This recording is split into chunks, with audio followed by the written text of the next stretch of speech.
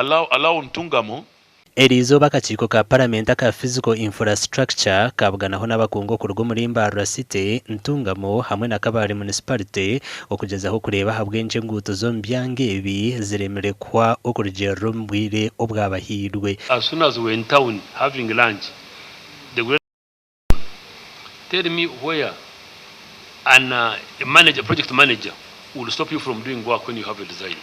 Thank you. Kandi bameya barumeya wa City Kachebezi bagambira akakiiko ngo abakwasibwe tendezi nibeshere kumbanya by'obutegetsi.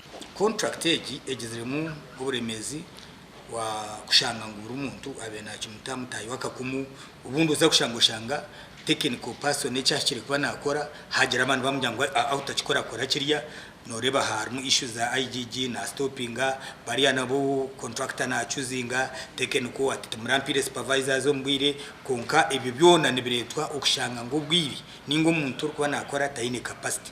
Bitu nabwanyuma chairman w'akakiiko yashaba mukama wa Multiplex okuterekera hiro ngo naza kumara ingute z'umwaka ogutakahwire ecyashemeza bameya. Swear by the Almighty God that the evidence I shall give touching the matter before the committee shall be the truth. Twamala omwaka mulamba tulina designs. Twamala emyezi mukaaga bajjawo pipes z'amazzi, bajjawo amasimu, telephone lines, bajjawo abantu abali balina ebizimbe byabwe mu luguudo. By the end of this year tujja kuba substantial completion entungamo n'embalala. Kandi ikindi cyashemeza today ni contractor wenka kwegambira ngo akarakinga capacity amani go gukora umurimo. So nashaba government ngukwere nendaro ko contractors babase kore mirimo kurunje umuyango baba supporting nguko amahanga gandi ga supporting ariko contractors gakakore mirimo umbwire bwabo.